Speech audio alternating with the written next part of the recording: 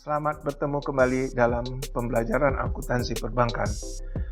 Kali ini kita akan membicarakan topik tentang surat berharga yang diterbitkan. Terdiri dari subpokok bahasan berikut ini. Pertama, pengertian surat berharga yang diterbitkan. Kedua, akuntansi surat berharga pasar uang. 3. Pengertian obligasi. 4. Akuntansi obligasi yang dijual di atas nilai nominal. 5. Akuntansi obligasi yang dijual di bawah nilai nominal. Nah, berikut ini akan disampaikan oleh tim pemateri yang terdiri dari Cicih Nonia, Sufaira Nurul Faradilah, Umi Nurul Hikmah. Pembelajaran ini dilakukan di Program Studi Pendidikan Akuntansi Fakultas Ekonomi Universitas Negeri Jakarta. Nah, selanjutnya mari kita saksikan penyampaian yang akan disampaikan oleh tim berikut ini. Selamat menyaksikan. Bismillahirrahmanirrahim. Assalamualaikum warahmatullahi wabarakatuh. Perkenalkan, kami dari Mahasiswa Pendidikan Akuntansi 2018 Universitas Negeri Jakarta yang terdiri dari saya, Sufaira Nurul Faradilah, dengan dua teman saya yaitu ada Cicih Nonia dan Umi Nurul Hikmah. Pada video kali ini, kami akan menjelaskan materi tentang akuntansi bank yaitu surat berharga yang diterbitkan. Nah, untuk submateri yang akan kita bahas, yang pertama yaitu ada pengertian surat berharga yang diterbitkan, yang kedua ada akuntansi surat berharga pasar uang, yang ketiga pengertian obligasi, yang keempat ada akuntansi obligasi yang dijual di atas nilai nominal, dan yang kelima ada akuntansi obligasi yang dijual di bawah nilai nominal. Yang pertama yaitu pengertian surat berharga yang diterbitkan. Apa sih surat berharga yang diterbitkan? Jadi surat berharga yang diterbitkan itu merupakan surat-surat berharga yang diterbitkan oleh bank untuk dijual kepada pihak lain. Nah, pihak lainnya ini siapa sih orangnya? Nah, pihak lain ini bisa antar bank komersil dengan bank komersil, ada antar bank komersil dengan lembaga non-bank, ada juga antara bank komersil dengan Bank Indonesia, ada juga bank komersil dengan masyarakat umum selama memenuhi persyaratan yang ditetapkan oleh BI. Nah, tujuannya apa sih penjualan surat berharga? Nah, tujuan dijualnya surat berharga adalah untuk meningkatkan likuiditas bank dan untuk memperoleh dana dari pihak ketiga. Di sini juga terdapat jenis-jenis surat berharga yang diterbitkan, yaitu ada promes, surat berharga pasar uang atau SBPU, dan obligasi. Yang kedua ada akuntansi SBPU. Sebelum masuk ke akuntansi SBPU, di sini saya akan menjelaskan tentang SBPU itu sendiri. Jadi SBPU itu sendiri merupakan surat berharga yang diterbitkan oleh bank dan sudah ditandatangani oleh nasabah serta pemilik dana. Dan SBPU sendiri itu digunakan sebagai pelunasan utang kepada pihak yang bersangkutan, dan keberadaan surat berharga pasar uang sendiri berfungsi sebagai alat pembayaran, surat bukti tagihan yang sah, dan sebagai alat bukti investasi. Dan SBPU sendiri terdiri dari dua jenis, yaitu promes dan wesel. Nah, SBPU sendiri pada umumnya diperdagangkan dengan sistem diskonto di pasar modal. Nah, perlakuan akuntansi SBPU terdiri dari 3 poin. Yang pertama yaitu SBPU yang diterbitkan diakui sebesar nilai nominal, dan yang kedua, diskonto SBPU diakui sebagai bunga dibayar di muka dan diamortisasi selama jangka waktu SBPU tersebut. Dan yang ketiga, biaya-biaya yang timbul dari penerbitan SBPU diakui sebagai beban dalam periode yang bersangkutan. Nah, untuk lebih jelasnya, kalian semua memahami dalam pembelajaran akuntansi SBPU, di sini terdapat ilustrasi tentang akuntansi SBPU, yaitu pada tanggal 12 Oktober 2006, PT Bank Bima menjual SBPU ke Bank Birawa sebesar 200 juta, dengan bunganya 12% dan jangka waktunya 3 bulan terhitung dari tanggal 12 Oktober sampai dengan 12 Januari. Dan hasil penjualan diterima melalui Giro Bank Indonesia. Nah, di sini ada beberapa jurnal yang akan dibuat. Yang pertama itu jurnal pada saat penerbitan surat berharga. Yang kedua ada jurnal pada saat pembebanan bunga setiap akhir bulan. Dan yang ketiga ada jurnal yang dibuat pada saat jatuh tempo. Nah, di sini ada jurnal pada saat penerbitan surat berharga, yaitu pada tanggal 12 Oktober 2006, jurnalnya Giro pada BI, bunga SBPU dibayar di muka pada SBPU yang diterbitkan. Kenapa muncul akun Giro pada BI? Karena pada ilustrasi dijelaskan bahwa hasil penjualan diterima melalui giro pada Bank Indonesia, otomatis giro pada PT Bank Bima akan bertambah. Dan jika bertambah, giro pada BI akan mempengaruhi akun yang berada di debit. Nah, itu nominalnya itu dari mana? Perhitungannya itu dari nilai tunai SBPU, yaitu jumlah hari dalam 1 tahun dikali jumlah nominal SBPU, dibagi jumlah hari dalam 1 tahun ditambah bunga SBPU dikali jumlah hari pengendapan SBPU, yaitu 365 dikali 200 juta, dibagi 365 ditambah 12% dikali 92, dan hasilnya 194.128.284. Nah, yang selanjutnya akun SBPU yang diterbitkan yaitu 200 juta dari nilai nominal SBPU.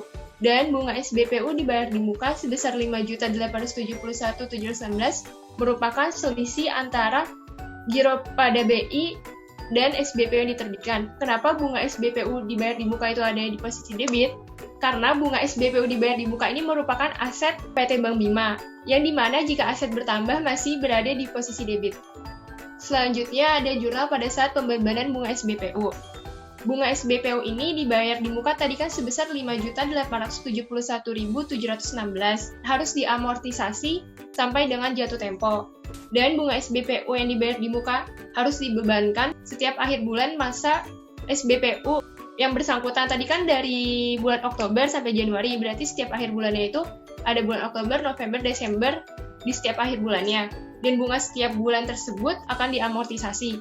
Nah, di sini bulan yang pertama yaitu 31 Oktober 2006, di mana jurnalnya itu beban bunga SBPU pada bunga SBPU dibayar di muka.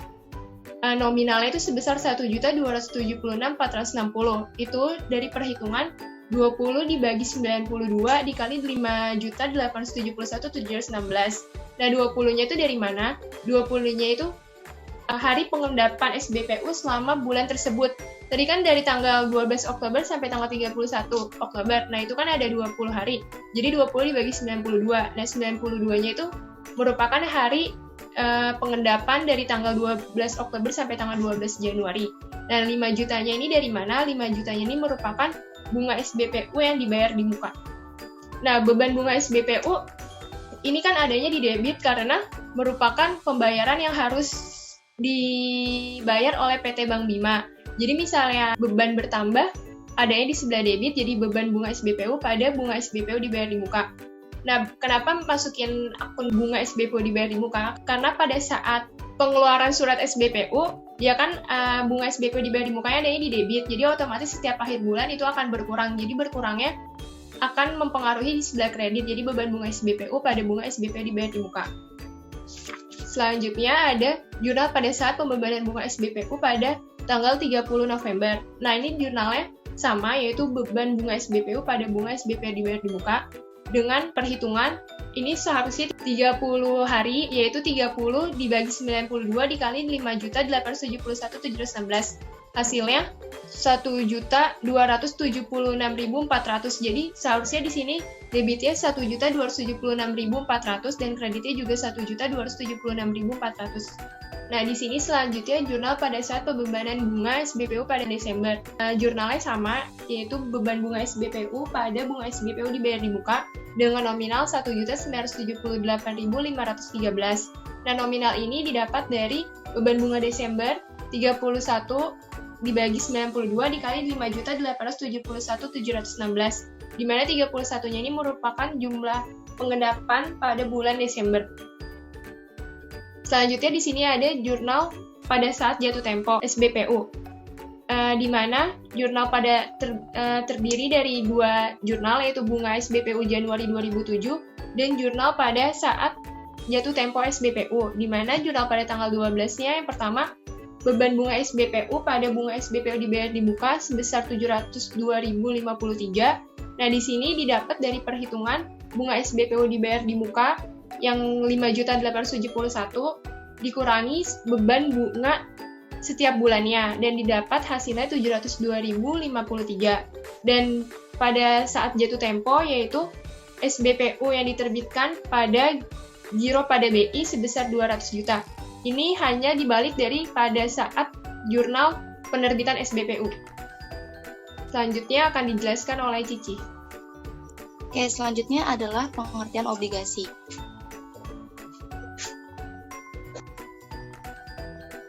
Nah, apa sih obligasi itu? Seperti yang sudah Faira jelaskan sebelumnya, obligasi ini merupakan salah satu jenis-jenis surat berharga yang diterbitkan oleh bank pada umumnya. Nah, secara umum, obligasi ini adalah surat berharga atau sertifikat yang berisi perjanjian antara perusahaan emiten sebagai peminjam dana dengan investor sebagai pemberi dana. Penerbit obligasi wajib membayarkan bunga secara rutin serta melunasi pokok pinjaman saat jatuh tempo. Nah, jangka waktu obligasi yang berlaku di Indonesia itu pada umumnya sekitar 1 hingga 10 tahun. Nah, di sini terdapat contoh obligasi milik PT Bank Pembangunan Indonesia. Nah, untuk pencatatan akuntansi obligasi itu sendiri, terdapat 2 asumsi.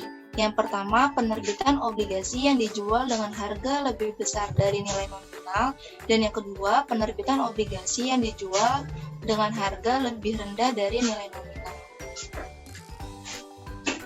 Nah, di sini saya akan menjelaskan akuntansi obligasi yang dijual di atas nilai nominal terlebih dahulu.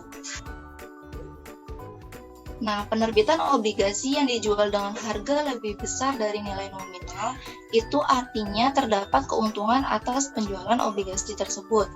Nah, keuntungannya itu diakui sebagai agio obligasi, di mana agio obligasi ini merupakan selisih antara harga jual obligasi tersebut dengan nilai nominal obligasi.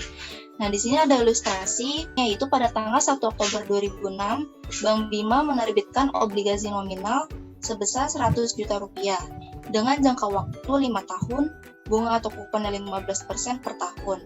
Obligasi tersebut dijual kepada PT Telkom dengan tingkat diskonto sebesar 12%. Hal yang pertama harus kita lakukan yaitu menghitung harga obligasi. Nah, perhitungan harga obligasi ini terdapat 2 perhitungan, yaitu nilai tunai bunga dan juga nilai tunai pokok obligasi. Nah, kedua perhitungan ini dihitung berdasarkan rumus sebagai berikut, di mana P-nya itu merupakan harga atau nilai sekarang obligasi, N-nya itu jangka waktu obligasi, CI merupakan bunga obligasi setiap tahunnya, R tingkat diskonto, dan PP merupakan nilai pokok obligasi. Nah, yang pertama kita menghitung nilai tunai bunganya terlebih dahulu menggunakan rumus yang pertama, CI per 1 plus R pangkat N. Nah, berarti kita harus cari CI-nya terlebih dahulu. Nah, di sini terdapat 15 juta. 15 juta itu didapat dari 15% dikali 100 juta. Nah, 15%-nya itu merupakan bunga atau kupon per tahunnya, dan 100 jutanya itu nilai nominal obligasi tersebut. Jadi, bunga obligasi setiap tahunnya itu 15 juta. 15% dikali 100 juta. Lalu kita mencari 1 plus R pangkat N-nya terlebih dahulu. R-nya itu merupakan tingkat diskonto dan N merupakan jangka waktu obligasi. Sesuai ilustrasi, tingkat diskontonya itu sebesar 12% atau 0,12. 1 ditambah 0,12 sama dengan 1,12. Nah, N-nya itu sesuai ilustrasi 5 tahun. Jadi dipangkatkan sampai 1,12 pangkat 5. Jadi nilai tunai bunganya itu 15 juta per 1,12 pangkat 1 ditambah 15 juta per 1,12 pangkat 2 dan seterusnya hingga 15 juta per 1,12 pangkat 5. Nah, perhitungan yang kedua yaitu nilai tunai pokok obligasi. Menggunakan rumus yang kedua, yaitu PP per 1 plus R pangkat N. Nah, PP-nya itu merupakan nilai pokok obligasi atau nilai nominal obligasi. Sesuai ilustrasi, nilai nominal obligasinya adalah 100 juta. Per 1 plus R pangkat N-nya itu 1,12 pangkat 5. Dari rumus tersebut, didapatkan hasil nilai tunai bunganya itu 54.071.643 dan hasil dari nilai tunai pokok obligasinya sebesar 56.742.686 rupiah. Maka total harga obligasi atau P-nya itu sebesar Rp110.814.329. Nah, setelah kita menghitung harga obligasinya, kita mencatat jurnalnya. Jurnal pertama yaitu pada saat penjualan obligasi tanggal 1 Oktober 2006, yaitu kas atau giro Telkom pada agio obligasi dan obligasi yang diterbitkan.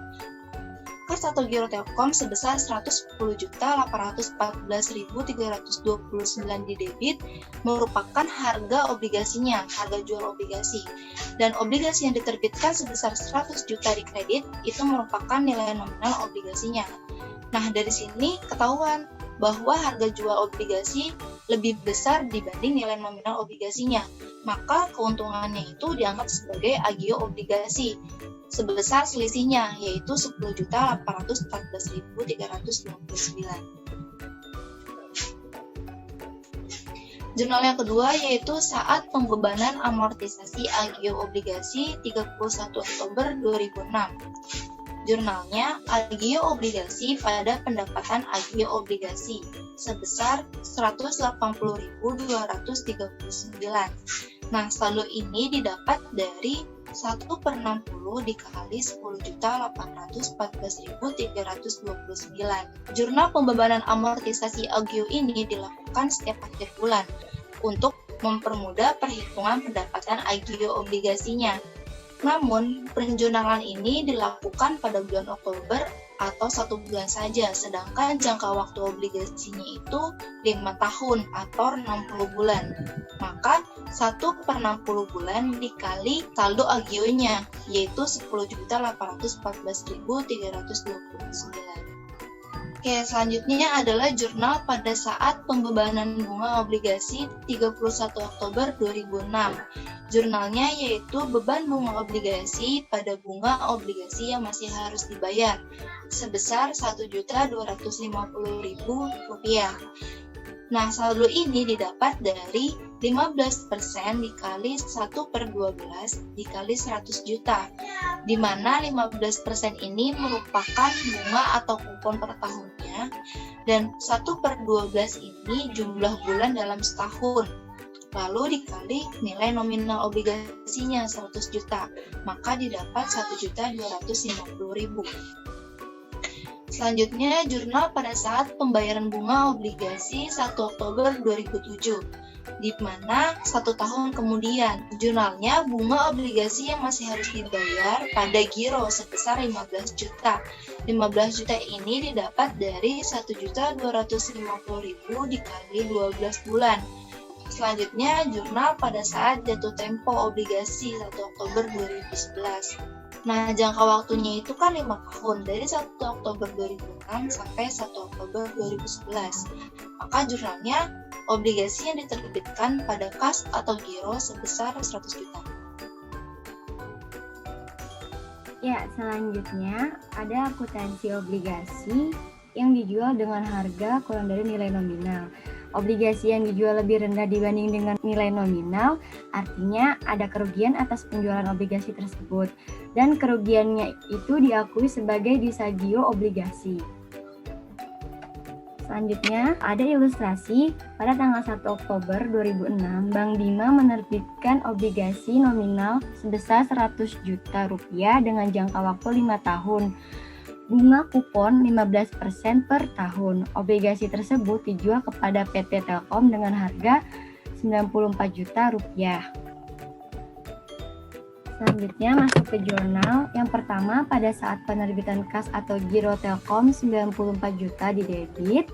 Nah, 94 juta itu terdapat di soal.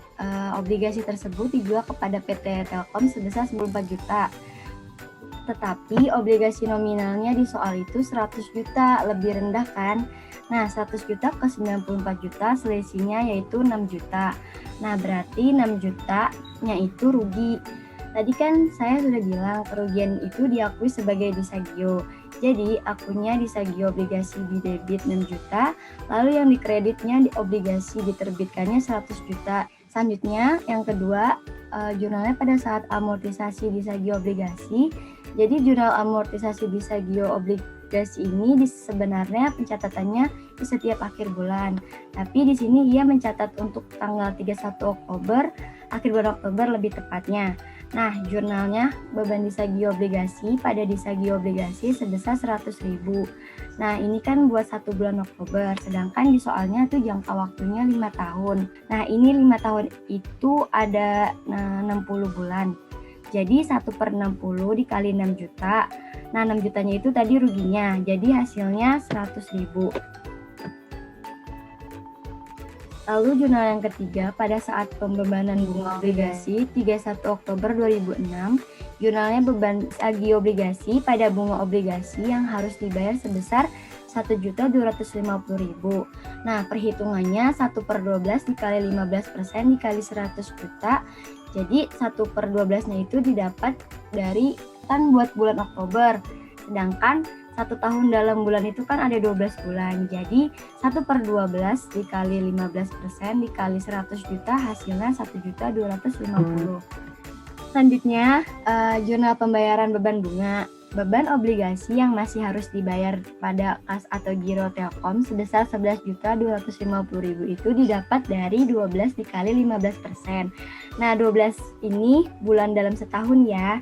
Jadi 12 dikali 15% itu yang udah ada di soal ya, 15%-nya dikali 100 juta yang tadi nilai nominalnya. Jadi hasilnya 11.250.000. Lalu yang terakhir, ada jatuh tempo obligasi yang diterbitkan pada kas atau giro Telkom 100 juta.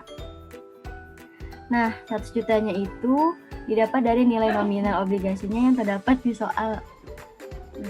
Sekian pemaparan dari kami, kurang lebihnya mohon maaf. Wassalamualaikum warahmatullahi wabarakatuh. Semoga video ini bermanfaat untuk kalian semua. Jangan lupa like dan komen. Share and subscribe. Terima kasih. Terima kasih.